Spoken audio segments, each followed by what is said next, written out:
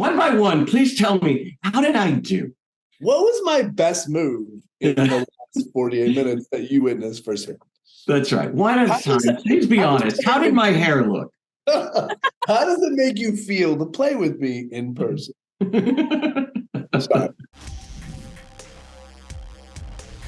said it before. I'll say it again. I love this show. The first 2 episodes are so cool because they really set the tone for it, but they're really, really different as well. Can you talk to me about how these episodes kind of can set the tone for what audiences can expect from the rest of the season? I'll just pick out one thing. I think both of the episodes are great examples of the improvisational nature of the show. If you watch the first one with Seth Green, we threw him some nice curveballs there, and he does such a masterful job of taking that stuff and running with it.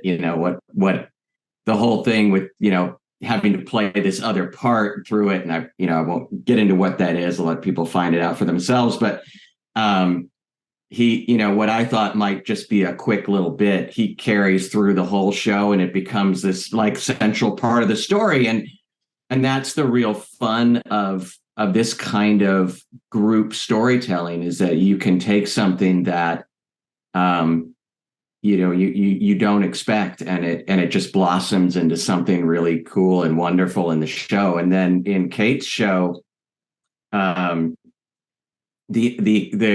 players had no idea that they were going to be turned into goblins. So they came in with their characters prepared, and then on stage with the cameras rolling, Kate says, "Oh no, by the way, you're actually all goblins now."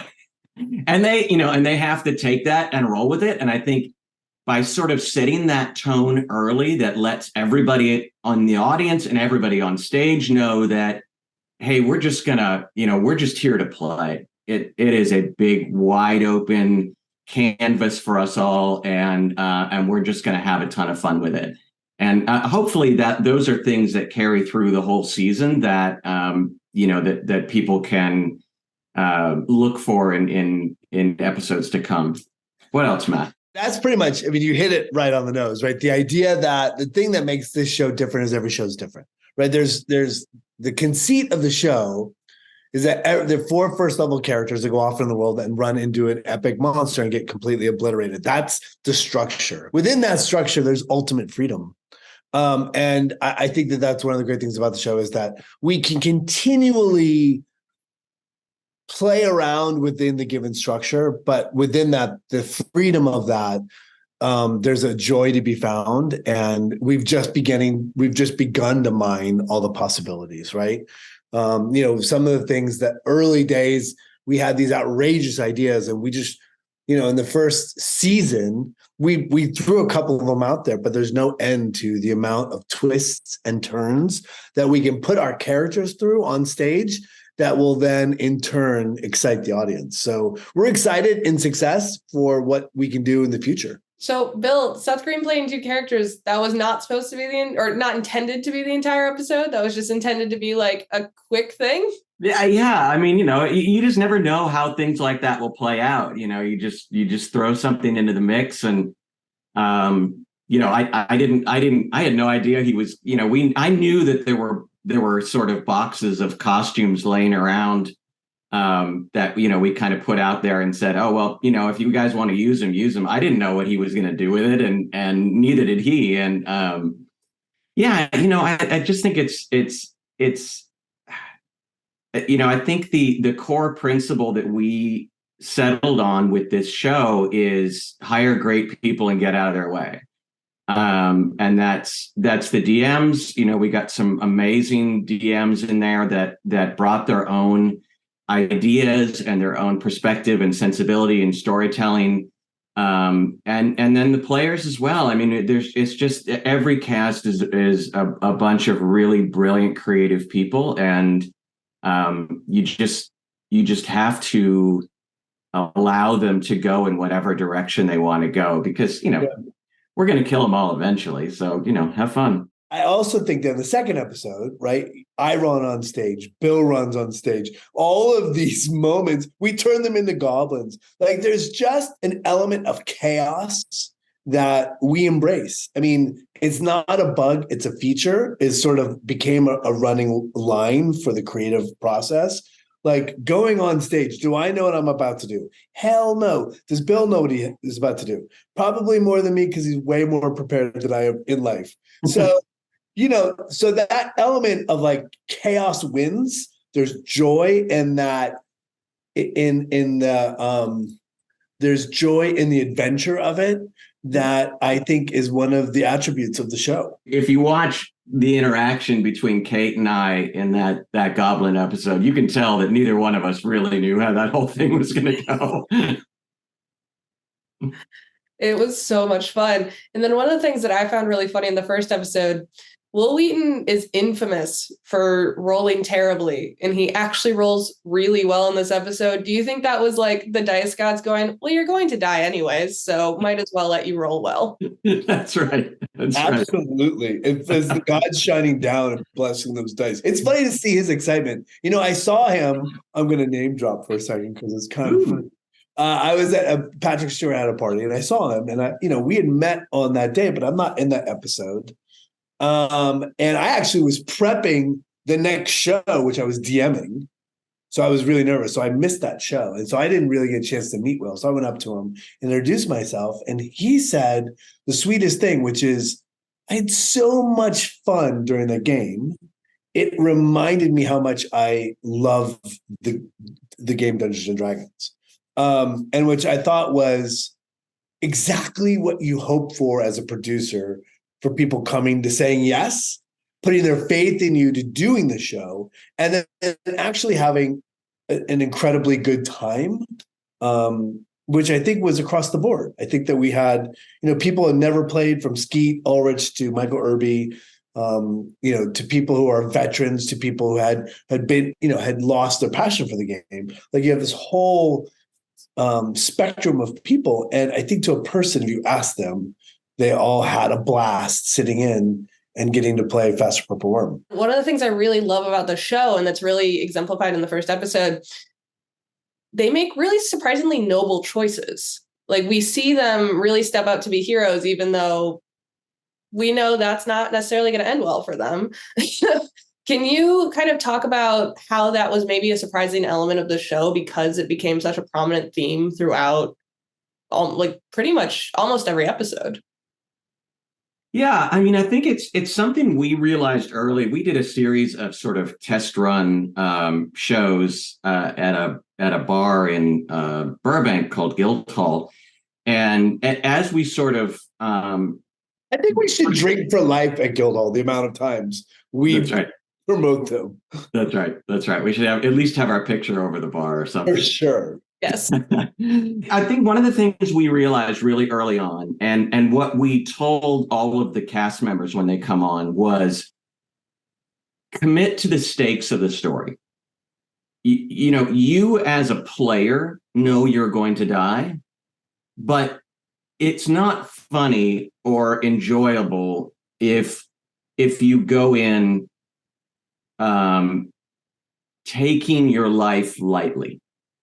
Yeah. You need to go in playing it as if you are committed to this noble cause. You are committed to surviving as long as you can and finding a way to be victorious in some way.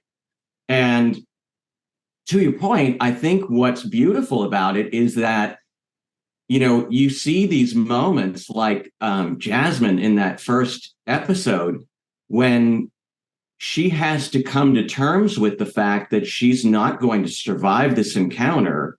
Mm-hmm. What can she do to still find some kind of victory in this moment that will make her life have been a life worth living? And that's surprisingly profound and meaningful, I think, to watch. And again, it's just, that's what you get when you bring in people who are ready to really commit to what they're working on and give it their all. I am curious, because they did accomplish their goal. Was there any chance you wouldn't open the door and they would have had died in vain? Was that on the table at all? Or were you like, I'm going to... Always on the table with Bill Rehor. Nothing is off the table, Caitlin, with Bill. I honestly do not come in with preconceived notions. In fact, I had no idea whether or not anybody would be at the door at the end of the story. That, you know, those characters could have died as well. It was not entirely expected. And honestly, the only reason that door epitaph really works is because Will set me up with something that I did not expect, which was when he came in and insulted the door in this profound way. It gave me an opportunity to have the door starting to have some self-doubt and self-reflection on what his role was in this world. And that's, you know, I think that's a big part of my job, and an important part of my job is with that sort of epilogue, epitaph, whatever you want to call it, that I think is really important for the players and the audience to find sort of a grace at the end of every episode. It's important for me to really listen to the cast and listen to the story and listen to what's gone on and try to find some thread in there that connects the ending, you know, in a meaningful way. So it really feels like a true ending of the story. I always sort of go in with a backup plan of what I might do if I come up with absolutely nothing, but I don't think I ever had to use it. I think somewhere in there, somebody always drops something that that strikes me and makes sense as a way to wrap it up. See, that's why you're the good host. I would just make it about me every single time. I would be like, so what did you think of my character? One by one, please tell me, how did I do? What was my best move in the last 48 minutes that you witnessed firsthand? That's right. One at a time. Please be honest. How did my hair look? How does it make you feel to play with me in person? Sorry. I like to make things about me, Caitlin. It's not a big deal. It's fine. One of the things I really like about the second episode is it almost feels like we're following the NPCs in like what would be a normal hero's story. So, Matt, what was it like to play what in any other D&D game would be the hero, but in this one was the monster? Well, let's face it. There are no other greater monsters than paladins on a quest. I mean, they are the true definition of monster. Listen, that game is so funny. I think, first of all, I think Kate Welch is an incredible storyteller. Yeah. And I feel like everyone in that game, Jason Azevedo, Bonnie, Jason Gordon Miller, Charles Miller, and then who's the other person? Reika. Yeah. Oh, yeah. The four of them, she's so good in that show. I only saw it, I remember seeing it in the cut. They're so good at sort of like owning the goblinness and sort of like, and Kate's so good at weaving that story. I literally had very little to do other than come in and find little bits of comedy. But that show in particular works really well because I think the five of them on stage really accepted the goblin challenge wholeheartedly right from the beginning. And then took on the task of like solving this riddle and we're really working on the riddle. But God, they were so funny. It was like, I don't know, there was something about that show that was great. And look, and every time, there's lots of episodes during the course of the season, I run on and act like an idiot. It's like an idiot break. I mean, 9 times out of 10, I'll go in and do a little shticky bit and run off. And that is part of the chaos that we were talking about earlier, right? Like adding chaos becomes something that people have to deal with, right? It's not something they expect. So coming in and playing that paladin, adding that bit of chaos, it was a great example of that. That really worked. Not all of them worked that well. That one worked really well. That one worked really well. Two fun facts. One, just again, the cast had no idea that Matt was going to do that. Second of all, that character, Vashon Dumier, that paladin, is one of Matt's old characters from our old Lexicon of D&D games. It was very fun for the five of us. Yeah, hilarious in joke for us that nobody else will appreciate. Nobody knows. Vachon Dumier. Yeah. And you had the stakes rising coming in and playing the goblin, which is hilarious. So that the reason it's number 2 on the run is because we love the idea that these two shows are two examples of what the show is going forward. They're both frolicking good fun and great storytelling, great performances. And we really think that hopefully that people find the show, load into these first 2 episodes and fall in love with it and join us on the journey. Because they do, you've seen so many of them, they change, right? There's ebbs and flows. Some of them are a lot more serious. Some of them are silly. Some of them, we have an episode in there that's, lots of weight and lots of real humanity. But at the core, I think they represent what the show is, which is game first, high stakes, lots of humor, and then these really touching moments of humanity at the end where, the good guys find a way to squeak out some kind of victory, some kind of emotional victory. Then, Matt, I do have one more question. If Faster Purple Worm Kill Kill were a whiskey, what do you think the flavor profile would be? Well, clearly it's high proof. So it's going to be fire in your mouth. So maybe like 108 to 110. It's got a lot of spice on the front of it because every time you put it in your mouth, it's like an explosion of flavor.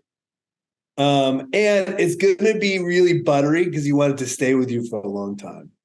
So those are my tasting notes for the whiskey Faster Purple Worm Kill Kill. I would pitch that it's that it should be a flight. It would be a series of shots. Like really really different varieties of things, and give you a big breadth of experiences. I like that, Bill. Thank you. That's way better answer. We take Bill's answer. Hey, we're doing this every week. Are we doing this every week to talk about the show? Yes. And Vito and Chris is going to do a podcast. Are we doing a podcast, Bill? Or we keep talking about it? Yeah, it's going to come down to the wire as to whether we pull our act together. But I love that we're doing this every week. That's super fun. Me too. I cannot wait to talk even more about Fast Purple Worm Kill Kill. It's so much. And how are we going to get people to see the show? What do we do? How do we get them involved? I'm trying. I mean, I've told literally everyone I know to watch it. I think social media obviously is going to be a big part of it. I think you have a really good, diverse cast that is going to be helpful because they'll be able to bring in all different people to watch. So I really hope that this takes off because it really deserves to. It's my wife. Say hi, Heath. We're streaming live. It's fine, dear. It's fine. The refrigerator. Glad you had clothes on. Thank you. Thank you guys so much. I can't wait to see you again next week. Thank you. Really appreciate it. Great to talk to you.